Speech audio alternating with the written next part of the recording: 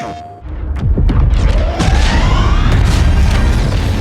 coming into the Star Wars galaxy, and Lucasfilm is saying, what story do you want to tell? Well, that's a great question. Wow, never thought anyone was going to ask me what Star Wars story did I want to tell. We were really interested in what comes after Episode 6, what we've already seen. Because when we started working on this game, TFA was still in theaters. And so we had this gap of about 30 years, and we wanted to see where that was going to go and how the galaxy was going to change after Return of the Jedi.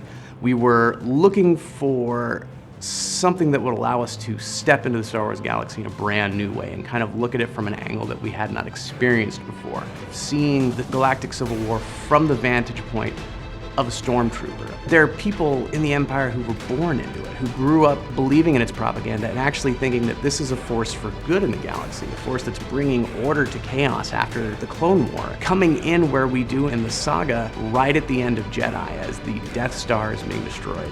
Not as the celebratory moment that we're used to seeing it as. Our characters seeing this, the most epic loss that they can even imagine, and coming at the saga from that standpoint, allowing us to fill in that narrative gap a little bit between Jedi and The Force Awakens. That just seemed extremely intriguing to us.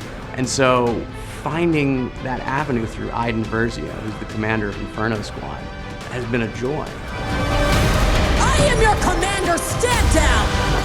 Having access to all of the different weapons and gadgets and abilities and vehicles, what we discovered is that the Galactic Empire is very rigid and controlled. As we worked with Lucasfilm, we learned that if you're a TIE pilot, you're a TIE pilot. You're not going to be out on the ground with a blaster rifle in your hand storming the field with stormtroopers. That is the job you will always do until you die. So working with Lucasfilm, we created this concept of Inferno being this elite unit.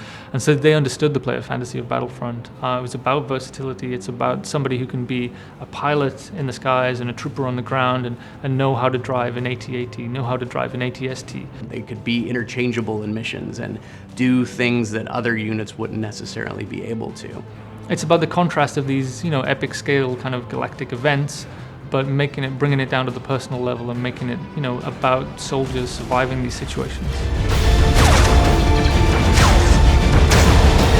Expecting special forces. That's the point, Sergeant.